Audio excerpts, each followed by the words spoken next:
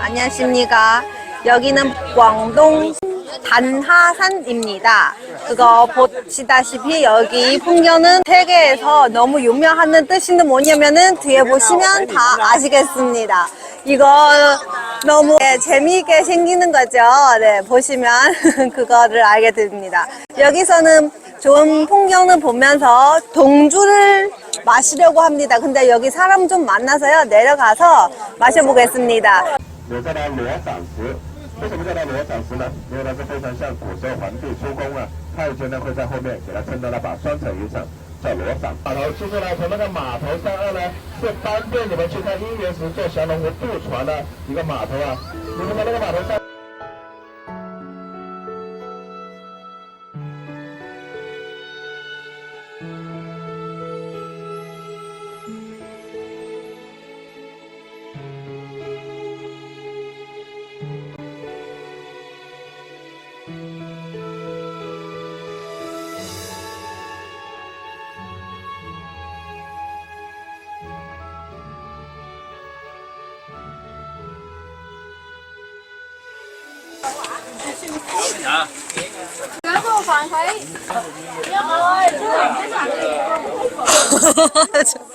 와, 이거 너무 자연의 형상은 신기합니다. 참으로.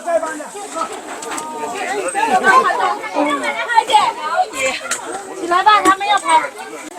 那个石头给我用呗。快点，坐在那里拍照，快点。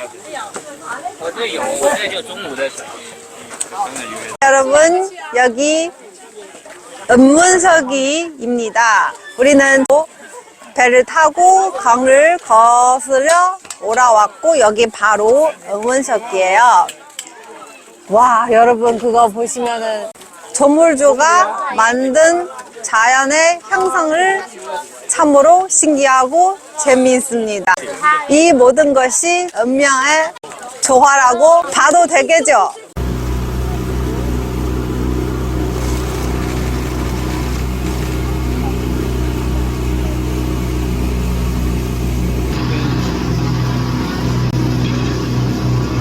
여러분 안녕하십니까. 단하산에서 내려왔습니다. 아까 산에서 사람 만나서 마시지 못하는 술인데 여기 이렇게 일단은 두 개는 나왔고요. 시켜가지고 같이 술을 한 잔 마셔보도록 하겠습니다. 마시기 전에 여러분 좀 신기하지 않으세요? 여기 사람들이 이미 반팔 입고 티셔츠 입고 그러는데 똑같이 겨울인데 광동은 사람들이 여기 25도예요. 다들 여름이에요, 완전. 근데 한국 아직이 추운 겨울이죠. 여기 오고 싶지 않습니까?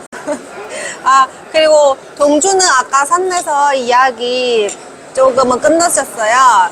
여기 동주 이야기 하면은 제가 하고 싶은 말이 좀 길어져요. 왜냐면 저도 여기에서 공장은 가본 적이 있기 때문에요. 전에는 동주 회사 교수님이랑 모시고 거기 찾아가실 때 동주는 국가 비밀이라고 밖에서도 사진 찍으면 안 된다니까. 그래서 밖에서는 몰래 택시 아저씨 협조해서 우리는 몇 장을 찍은 적이 있습니다. 그렇게 국가 비밀이에요. 그러면 이런 풍경에서 우리 한 잔 마셔보도록 하겠습니다. 국가 비밀이다. 일단은 뚜껑 열자마자 향기가 바로 나왔습니다. 맛있는 거예요. 오늘 기분이 좋아서 그런가 모르겠어요.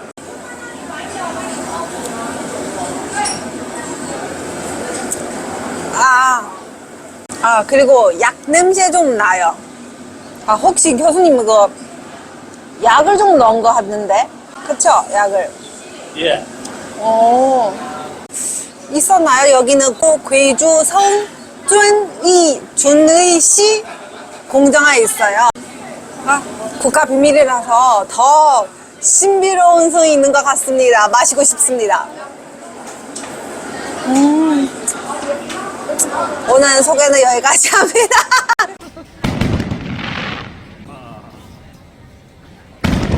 동주 전국 한화산에서 마셨던 술과 똑같은 술입니다. 125ml 54도. 그러나 그 한화산에서 남긴 술은 아닙니다.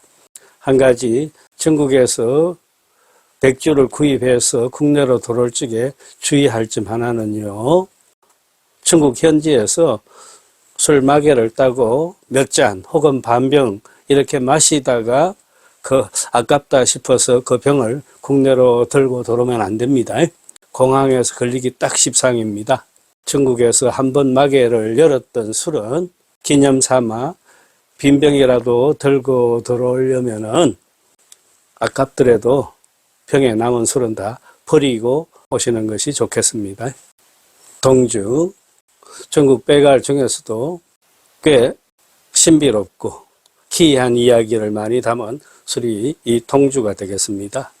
앞에 영상에서 왕라오스도 언급하고 있죠. 동주는 전국 백주 중에서도 유일하게 원료의 배합 방법 그리고 양조 과정 거기다 시설까지 이 모든 것이 중국 중앙정부에 의해서 국가기밀로 보호되고 있습니다. 즉 외부 사람들이 이 술에 대해서 어떻게 만드는지 그 과정들을 기록도 촬영도 할 수 없다란 그 뜻이기도 합니다. 그래서 이 동주 회사에서는 자기네 술의 제조법이 국가기밀로 돼 있다라는 그 사실 자체를 비즈니스에 한껏 이용하고 있습니다. 동주 중에는 여기에 국밀이라고 된 술도 있죠. 나라 국자의 비밀 밀자입니다. 나라의 비밀이 되는 술이다. 이렇게 해서 한껏 소비자들의 호기심, 궁금증을 부추기는 그래서 그것을 판매 전략으로 쓰는 경우도 있습니다. 동주에 국밀주가 따로 있습니다. 날렸었는데 이 동자는 그냥 성씨라고 보면 됩니다. 동씨. 동주가 귀주성에서 나옵니다. 귀주성의 성도가 제일 큰 도시가 귀양이고 거기서 북쪽으로 한 1시간쯤 올라가면 두 번째 큰 도시 준의 현지 발음으로는 준이시가 있습니다.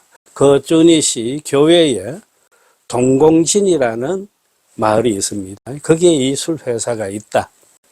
그 마을 이름이 동공진인 까닭은 예전에 명나라 시기 때부터 여기에 동공사라는 절이 있었다.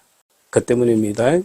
그러다가 오래 절이 폐허로 남아 있었는데 청나라 시기에 이쪽에 병마 절도사로 왔던 관리가 돈을 모아가 스님을 초빙해서 절을 유지시켜 나갔다. 그 관리가 동씨였습니다. 후대에 와서 병마 절도사 동씨를 기리는 뜻에서 아예 그 절 이름을 동공사라고 했다. 동씨, 공은 우리나라에서도 예전에 자주 썼죠. 박공, 김공 할 때 존칭합니다. 그 동공사 절이다. 거기서 나온 지명이요 또 술 이름입니다. 근대에 와서 이 술 이름이 동공사 교주라고 불렀습니다. 그러다가 이름이 너무 복잡하다 해서 동주로 줄였던 것입니다. 그래서 이 동자는 사람의 성씨고 절간 이름이고 마을 이름에 관련된 동자다. 여기 중국 명주라고 되어 있습니다. 이전 시대에 5번 있었던 국가 주도의 전국 주류 품평 대회에서 한 번이라도 금장을 받으면은 병이나 포장지에다가 중국 명주라는 4글자를 쓸 수 있게끔 했죠.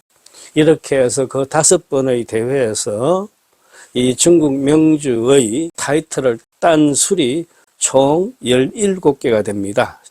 근래 와서는 이제 너무 오래됐다 싶어갖고 이 중국 명주란 말을 잘 안 쓰고 있습니다만은 이 동주와 서봉주 같은 데서는 아직도 이 중국 명주를 자랑스럽게 표기하고 있습니다. 그리고 여기에 향형이 적혀 있는데 특이해요. 동향형이라고 되어 있습니다. 동주의 동자고 향은 향기입니다. 동주향의 향형이다. 그러니까 이 동향형 술은 동주밖에 없습니다. 지금 예전에는 이 술을 약향형이라고 불렀어요. 한약재 향이 풍겨지는 향형이다 해서 약향형이라고 했는데 동주회사에서는 그 말도 싫다. 아예 우리 술 이름을 따야 된다. 그래서 동향형을 고집했고 수년 전에 중국 정부에서도 이것을 공식적인 향형으로 인정했습니다. 동향형의 가장 큰 특징은 그 한약재 냄새가 풍겨진다는 겁니다. 처음에는 잘 느껴지지 않다가 술을 다 마시고 목넘김 이후에 남는 잔향에서 그 은은한 약재 냄새가 풍겨집니다.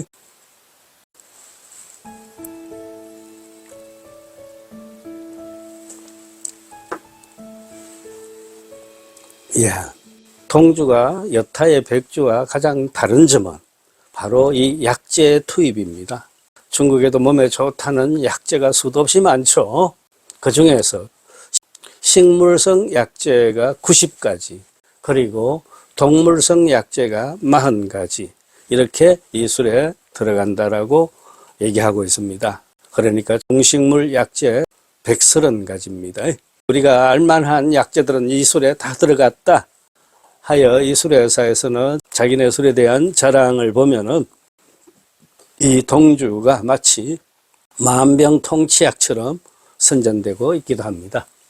약재가 들어갔으니까 뭐 안 들어간 것보다는 조금 효과가 있겠죠. 그렇지만 우리가 건강을 위해서 술을 마시는 것은 아니니까 큰 자랑도 별 의미가 없다고 여깁니다. 축엽청주도 그렇고 뭐 이런 보건주에도 약재가 많이 들어갑니다. 동물성, 식물성.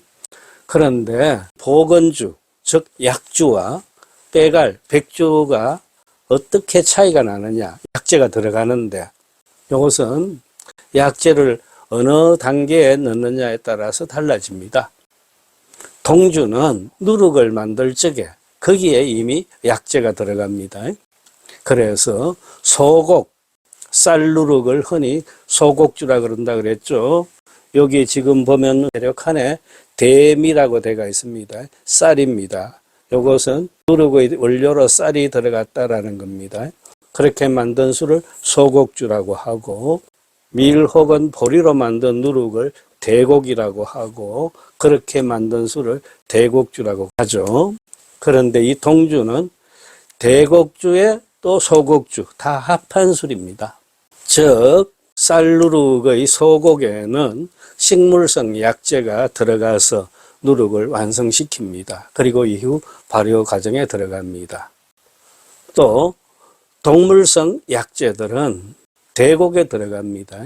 그렇게 만든 술은 대곡주가 되겠죠. 나중에 소곡주와 대곡주를 적정 비율로 합한 것이 완성품 동주가 되겠습니다. 소곡주와 대곡주를 합한 술이다. 왜 이렇게 누룩을 소곡, 대곡으로 달리하느냐. 맨 앞에 얘기했듯이 이 누룩에 들어가는 약재들 때문입니다. 동물성이 있냐, 식물성이 있냐. 그걸 처음부터 한꺼번에 섞을 수는 없기 때문에 그런 번거로운 과정을 거칩니다. 이렇게 누룩을 만드는 과정에 약재가 들어가서 발효를 거치고 정류해서 술을 받아내면은 이것은 백주가 됩니다. 동주가 그렇게 됩니다.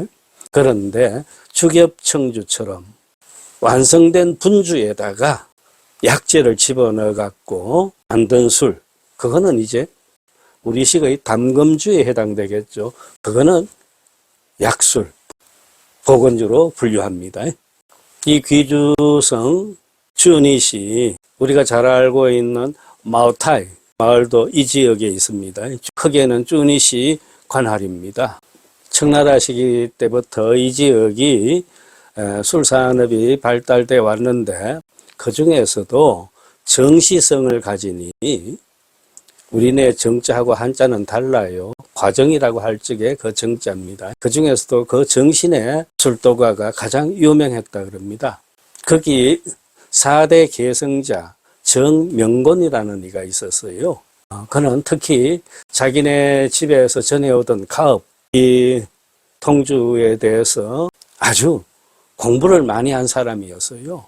그리고 어떻게 하면 더 나은 술을 만들 수 있을까 연구도 하고요. 그렇게 해서 청나라가 문을 닫고 이후에 이어진 민국시대에 와서 최고로 이름을 떨친 술이 아까 말했던 동공사 교주, 즉 정명곤의 통주였습니다. 약재도 그렇게 많이 들어가니 술을 만드는 과정도 얼마나 복잡하겠습니까? 하여 이 집안에서는 대대로 이 술의 비법은 술 사업을 계속하겠다라고 하는 장자한테만 전해졌다 그럽니다. 딸내한테는 아예 전해지질 않고 그랬다네요. 1949년 공산 중국 정부가 수립되면서 세상이 어수선할 때 이 정명곤은 자기네 술공장을 문을 다 닫아버리고 사라집니다.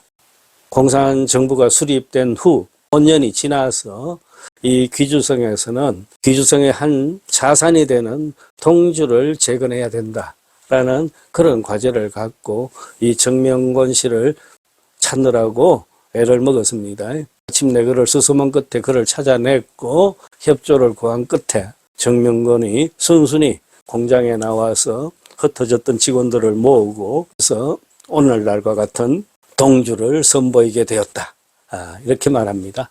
그런데 제가 최근에 이렇게 접하는 동주 수레사 측의 자료에 의하면은 홈페이지에도 그렇고 토책자에도 그렇고 이렇게 보면은 요 몇 년 사이에 와서 이 동주 회사에서는 이 정명곤 정씨 집안 이야기를 점점 걷어내고 있는 느낌을 줍니다. 정명곤을 언급 안 하는 기사들도 많습니다. 정신애가 사라지고 있다. 동주에서. 예전에 그렇게 이 정신애를 떠들던 동주에서 왜 정씨의 전통 인맥을 굳이 지우려고 드는지 까닭을 알지 못하는데 저한테는 턱 관심거리입니다. 찾아보려고 합니다. 대신에 이 근래 와서 이 수레회사에서는 전에 제가 접하지 못했던 기사들, 예를 들면은 민국시대 40년대 중반이 되겠죠. 일본이 중국의 해안 지역부터 점령해 들어오니까 당시에 절강성에 있던 절강대학도 피난을 떠나서 이쪽 준이시로 옮깁니다.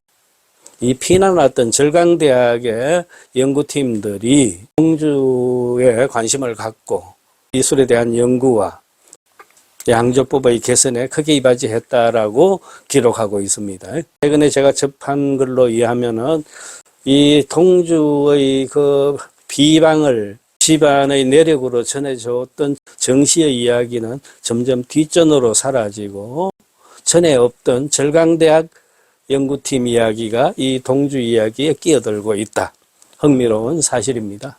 개인도 한 회사도 한 조직도 국가도 그 역사를 써나가며 있어가지고 현재의 상황이 가장 큰 기준이 되어 그 역사를 달리 기술하는 경우를 우리는 종종 보게 되는데 동주 술 역사에서도 그런 흔적들을 저는 보고 있습니다.